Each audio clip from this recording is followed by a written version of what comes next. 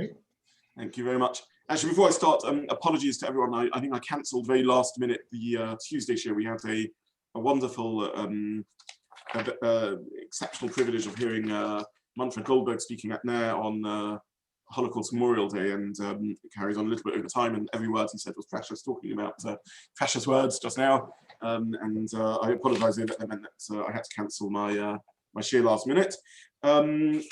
Which meant that it's been less than ideal. There's been a week's gap since the last year, but so be it. So I gave out various Maramakomas about the next part of the sugya. I hope by now it became clear to everyone what the focus was, which is that of Shnei Tefiras, needing 2 stitches. So the Mishnah tells us that Tofer Shtei Tefiras, if you stitch 2 stitches, that is the melacha. Now it's interesting that the Mishnah lists this condition of 2 stitches, and it leads us to wonder, why do you need 2 stitches? Why not 1 stitch? Why is 1 stitch not enough for the melacha? What's this idea of 2 stitches? Halachically, where does that fit in meaning that you're only chayav if you stitch 2 stitches? This doesn't really appear as a discussion in the Gemara anywhere explicitly, which is interesting. And therefore, I had to collate sources which are quite off the duff. And I have to say again, to my pain, I do not have enough of a knowledge of Torah to have done this, and even remotely by myself. And I leaned on several later works of collection who referenced me and sent me to some of these Maramakomas. Nonetheless, we need to ask ourselves, what is this idea of Shtei Tefiras? And there's a number of candidates. I mean, it could be a shear, a measure. We know that many halachas have measures, have shiurim. You need to eat a piece of matzah on Pesach. How much matzah do you need to eat? A kazayas of matzah. You shouldn't eat chometz on Pesach. How much does one at least transgress the issa for? A kazayas. We spoke before on Ayin Gimel Amud, Ayin Daled Amud Aleph, forgive me, about the concept of chatzi shear. So we've met the idea of a shear in melachos. What's interesting is the Mishnah doesn't list shiurim for most of the other melachos, so it's interesting that it would choose to list the shear here. But this is a possibility at any rate. For example, the Mishnah talks about baking. Well, how much do you have to bake to be chayav? Boira, how much do you have to salt to be chayav? Indeed, the Mishnah, the Sukya on Ayin Daled, to those who remember it, speaks about the shear of boira in that context. But the Mishnah doesn't bother telling us that shear elsewhere. So why does it tell us the shear with respect to Tofer? So this is the sort of thoughts that were wandering around in my head when I learned the Mishnah. And as I said, the Gemara doesn't really discuss it explicitly. An alternative model of what Shtei Tefiras would be, which would perhaps answer better the question of why the Mishnah says it, is it is that it is the essence of stitching and sewing. If it defines that the point of a measure is that it is a quantity, not inherently a quality. If I eat half a kazayis I've eaten, I just haven't eaten enough to transgress the issa min Torah, or at least to be over the lav and to get the penalties of the lav, even though it is a chatzi shear. If I eat half a kazayis of matzah, I've eaten half a kazayis of matzah, I've eaten, but it's not enough to do the mitzvah. However, maybe Shtei Tefiras isn't a quantity. It's not that 2 tefiras is a shear and a measure and is more than 1 tefira. Maybe the logic is that this is what defines what Tofer is. If I only do 1 stitch, it's not tefira at all. It's not stitching. It's simply putting a thread through 2 pieces of cloth. And as soon as it goes in and out, that becomes a stitch, and therefore that's the melacha of Tofer. And there's an intuition around that point, right? I think we can intuitively understand when it goes in and out, then one has a stitch, that's Tofer. Without that, that isn't Tofer. So this is perhaps a second reading in the Mishnah, that is not the quantity of the melacha, which the Mishnah doesn't generally bother listing, but it is the quality of the melacha. Only at that point does it become Tofer. So this is a second candidate. And again, these sorts of thoughts were wandering around in my head when I learnt the Mishnah. There's a bit of a paradox, by the way, in language over here, because the Mishnah says, HaTofer Shtei Tefiras, one who does 2 stitches, it's mistranslated as 2 stitches, it means an in and an out, but it calls them tefiras. So evidently it is a tefira of sorts, even if it only goes once through, and yet somehow it's not enough to be the tefira with respect to the melachot Shabbos. So there's a little bit of a confusion here. Now, the good news is that I hope in this share to share more sources that will shed some clarity in this matter. The bad news is I don't actually know how to resolve this fully, and it will remain in conflict I'll share with you various sources and various thoughts. And I don't have a bottom line. I'm not convinced of either model. But again, the big advantage of the second model is it would explain why the Mishnah lists it. Why does the Mishnah list the Shtei Tefillos? Because it's not just a measure, but it's definitional. It's defining what the malacha of Tofer is. So what can we say about the subject? So the first source I posted was a Mishnah in Kilayim, very interesting Mishnah in Kilayim. And the Mishnah is talking about stitching and sewing in the context of sharpness. And the Mishnah says as follows: If you, I'll translate it now as it appears simplest to translate. If you do one tekifa, one piercing,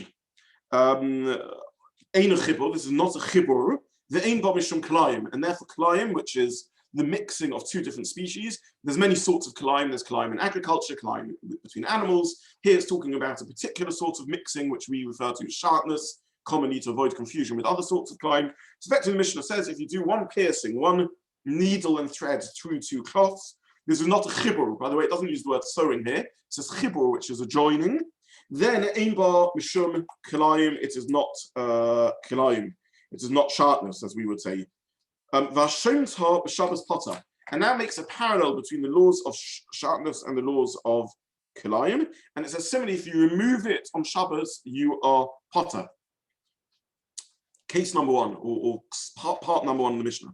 Part number two, also Roshel L'tzad Echad, Chibur v'yesh ba mishum kilayim. If you made its two heads emerge from one side, so two heads emerge from one side, which seems to mean a stitch in and out. That's a funny way to phrase it. Chibur, that is a joining. V'yesh ba mishum kilayim, and therefore it has the prohibition of kilayim. V'ashem to b'Shabbos chayiv, and if one removes it on Shabbos from its place, then was in chayiv for removing it. Which melacha does shemta chayiv mean? Removing it chayiv mean presumably the melacha of korea, of tearing, which will be our next melacha that we look at. Now, how exactly do we translate this Mishnah, whose phraseology is a little unclear? So the first source I put in was the Rosh, Rabbi Shimshon Mikutzi, who was a French Baal Tosfos, who wrote one of the most important commentaries on Mishnayos, particularly when one learns Zoroim, where there is no Gemara, other than on Masechet Brachos, no Talmud Bavli. The Rosh is a very, very important Mishnah because he goes through Zoroim and Taurus and other less commented on sections of Mishnayos, and he explains that tokif tekifa achas means one in and out, as we said, and the second scenario of Osir Roshel L'tzad Echad means two stitches, i.e. an in and an out, followed by a kosher, by a knot. Now, where does the Rosh get this explanation from? Well, he read the Mishnah. The Mishnah talks about tekifa achas, one penetration, one insertion of the needle and thread through the cloth. And there it says, you're potter for sharpness and from Shabbos. And then the Mishnah says, shtei tekifas are chayav for sharpness and Shabbos.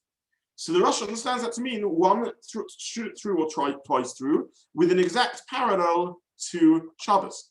In which case, just like with Shabbos, you need a knot, and the double stitch is insufficient without a knot.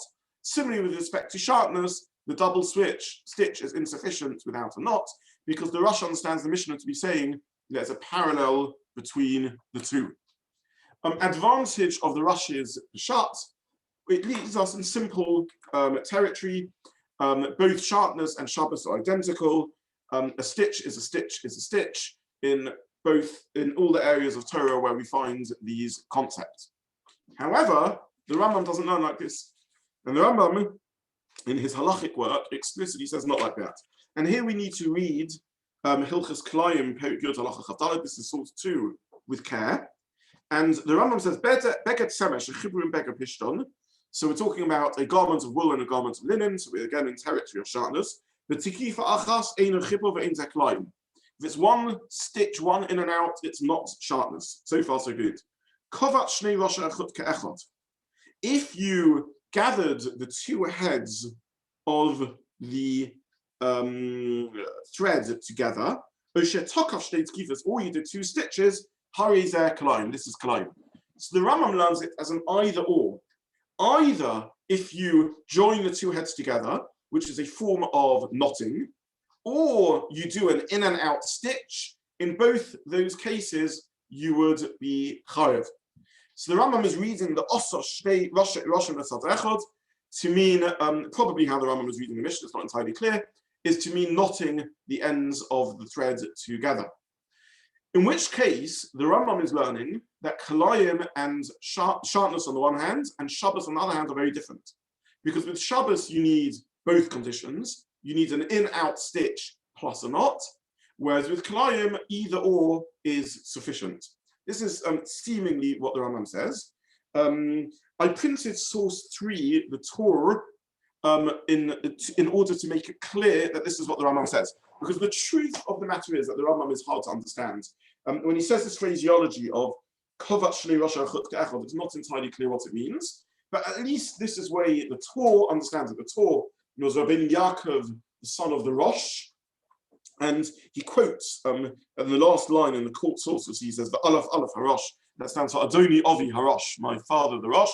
So the Torah wrote the Torah was the first work written in the structure of the Shulchan Aruch. Rabbi Yosef Karo, several hundred years after the Torah followed his structure, he divided his work into Simonim and Orachaim, Yehudeya, Chosh and Mishpat, and the Beis Yosef, Rabbi Yosef Karo, when he wrote Shulchan Aruch, followed that structure of division. The Torah collated the views of various Rishonim, and he cites the Rambam in opposition to what he calls the Rosh, but it's the same as the Rosh that we just saw, same as Rabbeinu Shimshon, basically that the Rambam holds either a knot or a double stitch is okay, and is chayev, and the alternative view is that the Mishnah means to say that sharpness is identical to Shabbos, that you need both knot and a stitch. Okay, why is this source interesting? After all, we're not learning Hilchos Kalayim. The answer is because this will be a great crowbar to crack open our quandaries. Because if we find, well, according to the Rush, less interesting in a sense. According to the Rush, all we see is that Kalayim and Shabbos are identical. According to the Rambam, however, if Kalayim, sharpness, and Shabbos are different, it maybe gives us a source to begin reflecting upon what the difference might be. And here we have, I think I printed, yes, the commentary of the Taz and the commentary of the Biur HaGra on the Shulchan Aruch, because the Shulchan Aruch paskins the Halacha this this distinction. But maybe we should just learn the Shulchan Aruch together, just because it's interesting. Shulchan Aruch is in source 4 at the bottom of page 1. It says, if you join a garment together with one stitch, with one piercing of the needle into the garment, it's not a chibur and it's not climb. So the Shulchan Aruch brings the Rambam, and then the Ramah brings no, you need 2 stitches plus 2 knots. So this argument enters into Shulchan Aruch. What is the minimal stitching of sharpness? Is it like the Rambam says, either knotting 1 stitch or a double stitch? Or is it like the alternative view that it's identical to Shabbos, that you need a double stitch, an in-out plus a knot? Now the Taz and the Vilna Gaon both pick up on this point as to what the difference is between Rambam and between Shabbos and sharpness. And they both answer, I won't read them inside, but they both answer in a somewhat analogous manner. The Taz says that with respect to Shabbos, you need the melacha miskayemes, but with respect to Kalayim, all you need is a chibur, and that's enough. So says the Taz more or less. He says even a minimal chibur for Kalayim is enough, because the pasuk says yachtov, and they're together, and as long as it's enough, as long as it's together, even if it's lefi shah, even though it's temporary, that is sufficient. And so they say. Now, what this tells us is that according to this way of understanding, the weakness, the reason why with Shabbos you need this double stitch and knot, and you don't need it with Kalayim, is because with Kalayim, chibur is enough. As long as they are held together, that is sufficient. And they are held together. Is it a great holding together? Is it a minimal holding together? Who cares? The pasuk says yachtov, they're held together. That is sufficient. Now this answers well why you wouldn't need the knot, because the Mishnah says you need shtei tefilas for Shabbos, and the Gemara says without the knot at the end, it's not miskayemet. So the knot, we know why you need the knot, why you need the kasher. The answer is to make it mitzkayemet, to make it a permanent melacha, that we've discussed extensively in the Gemara and in the previous Shiur. Our question is, why do you need the in-out? The answer to that wouldn't appear to be miskayemes, wouldn't appear to be permanent, because if it was permanent, one stitch could be sufficient as long as you had knots. If you take a thread and go through a garment once, and then you knot either side of the thread, that will hold the garment together in a pinprick location, just where the thickness of the thread goes through. At that one pinprick location, it will be held together. It isn't less miskayim if you have one stitch than two stitches, as long as you have knots present. So we've answered why sharpness is different to Shabbos with respect to miskayemes, but why is sharpness different to Shabbos with respect to two stitches? Now here again, I want to try and just take you on a journey through my jumble of thinking, and share with you how I tried to think about this and where this ended up. And I have to confess, I don't end up with complete clarity. I hope nonetheless the steps of working through this will at least be somewhat useful. So my first thought to answer this question was that if the rule of shtei tefillos, shtei tkifos, is a share, is a measure in how much you have to do, then it's possible that this is a share in Hilchos Shabbos, and this isn't a share in Hilchos Shabbos. And the logic to this would be that everything has its own shiurim, and Shabbos has a share of base tefillos, and Shatnez has only a share of tefillah achas. It doesn't have a share of such a thing. Now, later on in my thinking, I hope we will get greater clarity as to what that means, and why there should be a chiluk between Shabbos and Shatnez. But this at least was my first thought.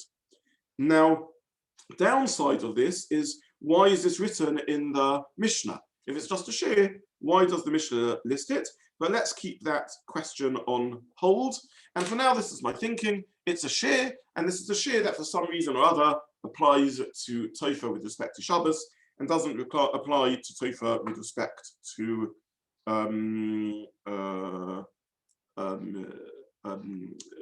Shatnez. Now, I was making an assumption over here, which I think is a wrong assumption, that when I said, maybe actually, I'll spell out the two ways of understanding what this means, and perhaps that will become a little clearer. When we say it's a share, it's a measure, what is the basis of this share? Is it that it's a measure in significance of stitching? Or is it a measure in the significance of a creative outcome that you need for Shabbos? Or to put it differently, a measure in terms of melacha? Again, we find quantities with respect to many things. You're only chayev if you eat on Pesach enough. If you eat a kazayis, not if you eat less than a kazayis. So initially, I just assumed, without thinking too carefully about it, that you're only chayev on Shabbos if you sew enough, if you sew two stitches rather than one stitch. But I didn't zoom in on this being uniquely a Shabbos phenomena, albeit that with respect to Shabbos it doesn't apply. I just thought it was a measure of stitching. The possibility number two, however, is that the reason this share is in place isn't because of stitching, but because of melacha. All melachas on Shabbos need to be a creative act, and they need a certain significance. One type of significance they need is that they have to be miskayim, and another type of significance, presumably, is there has to be a measure to the achievement. It makes sense, for example, if I carry on Shabbos, I have to carry something significant. If I carry a tiny crumb, that's not significant enough to be a melacha. If I cook on Shabbos, it has to be a kazayis, it has to be a significant amount of cooking. If I just cook a tiny crumb, it's not significant enough. So these are the two ways of understanding it. The advantage of the second way, of understanding that it's a measure in the melacha, is that we then understand very well why sharpness is different. Because sharpness is not about creative outcome. With sharpness, as the poskim explained to us, we simply need to ask ourselves, is it joined or is it not joined? And if it's not joined, then it's not sharpness. If it is joined, it is sharpness. With Shabbos, it's not enough that I've made a join. The point is, it has to be a significant join, and that's the concept of the Shiur of melachot. So this is where my mind was going. But initially, I didn't understand this distinction. And I just thought, as a rule, there's a rule of a Shiur with respect to stitching, because you need to do Tofer, you need to do stitching on Shabbos. And I didn't zoom in as to why sharpness would be different. However, what woke me up to the fact that this is wrong is, at least initially I thought, was again a Rambam that we have seen several times, and I want us to relearn together. And this is the Rambam at Princeton Source 5 in Perik Yud, Halacha Yud Aleph. Because the Rambam tells us clearly that the essence of the melachot of Tofer isn't really about stitching, but is about joining, chibur. Because the Rambam says if you glue papers or cloths together, you are chayiv. Told us Tofer v'chayiv. This is a tolda of Tofer, and you are chayiv. In which case, you see, it can't be a svara in stitching. That to be a stitch, you need to an in and an out, because the Rambam even says it with respect to dibuk, with respect to gluing. So you see that the tolda of, at least the tolda of Tofer, is not about a stitch, but is about gluing. And therefore, I found it difficult to understand the Shiur to be a Shiur in tefira, for the longest of the requirement to have 2 stitches, to be unique to Tofer, and it makes more sense if this is about the melacha and the significance of the outcome. So just to try and summarize, because I hope I haven't been confusing here, just to take you on the journey. We find a Mishnah about sharpness. According to Rabbi Shimshon and the Rosh and the Ramah, sharpness and Shabbos are identical. Very good. According to the Rambam, however, sharpness is different to Shabbos in 2 ways. It doesn't need 2 stitchings, and it doesn't need a knot. Maishna, what's the difference between the two? Well, the poskim answer with respect to the knot, and they say miskayemes, permanence, is a feature in Masechet Shabbat. It's not a feature in sharpness. Sharpness doesn't need to be permanent. Great. What about question 2? Why do I need 2 stitches? So initially, I thought the svara was defining what tofer is, what tefira is, what sewing is, the measure of sewing. And this applies to Shabbos and doesn't apply to sharpness. However, it would appear that the essence of the melachot Shabbos is not sewing, but is joining. As you see, that gluing is also a tolda.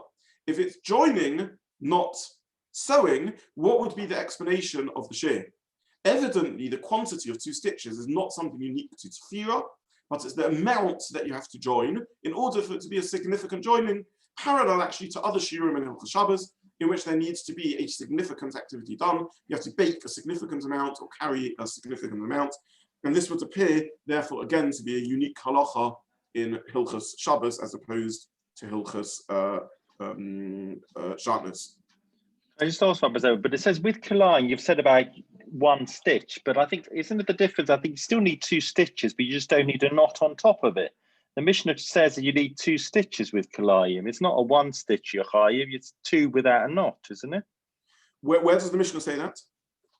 It says it says Asa Shnei Rasher Letzadeh Echad. It says very Hatukov to give Achat Ein Chiba but Ein Ba Mishum Kalayim. Hashem to B'Shabbat Potter Asa Shnei Rasher Letzadeh Echad Chiba the Yesh Ba Mishum Kalayim. So the Rambam translates that differently to how you're translating it, differently to how the Rosh translates it, and differently, to be fair, to how I also translated it to that's what the Rambam. And the Rambam translates Asa Shnei Rasher Ka'achas as meaning you knot the 2 ends together. And it's about a knot, not about the stitch. So it would appear the Rambam translates it. Now, however we understand the Rambam's translation of the Mishnah, the fact is this is what the Rambam says. The Rambam says that either if you knot, by the way, on the Rosh, there's the question that the Mishnah doesn't mention the need to knot, because the Rosh learns you need 2 stitches plus knots. The Rambam would answer, the Mishnah is talking about knotting, but there's no condition of 2 stitches. So the Rambam says there's 2 alternatives, either a double stitch or a knot. The Rosh says you need both, and the Mishnah doesn't bother mentioning knot, but it understands that the Rosh understands that sharpness is parallel to Shabbos, because he doesn't go down this whole way of thinking that we're engaging in now. Okay, so this is an attempt at understanding what's going on over here. that with respect to sharpness, what matters is chibur.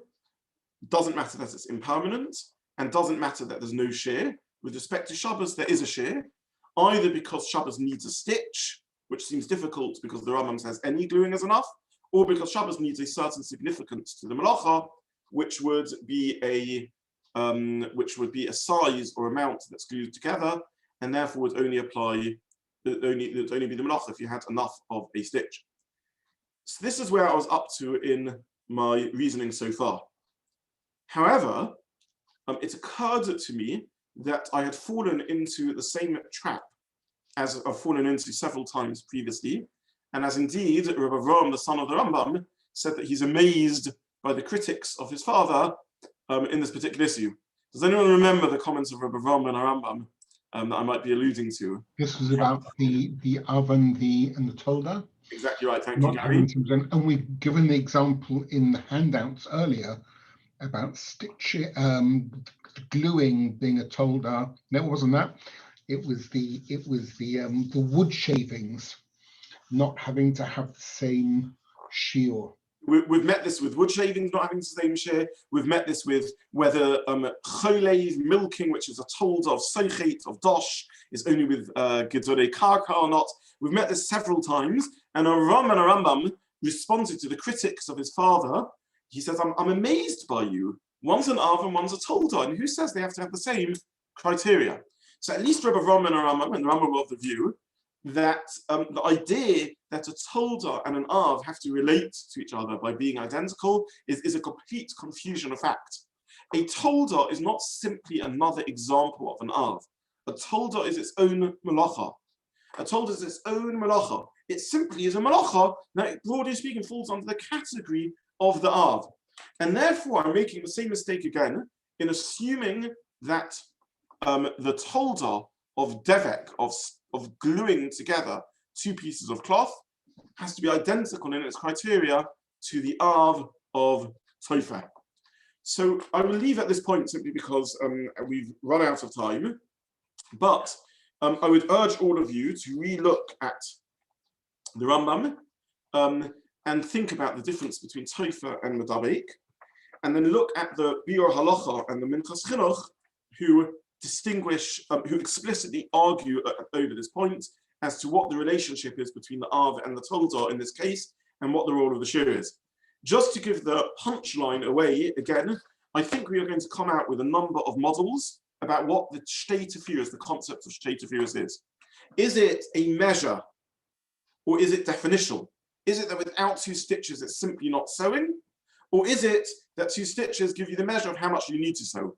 And if it's the measure of how much you need to sew, is it because without that, a stitch isn't a large stitch? Or is it because without that, the malacha hasn't been done to a significant enough stretch of cloth? It's not enough that I just join two cloths with a pinprick for Shabbos. I need to join a length of cloth. How much is the length? 2 stitches. So this is what we will look at on Tuesday, B'li Neder.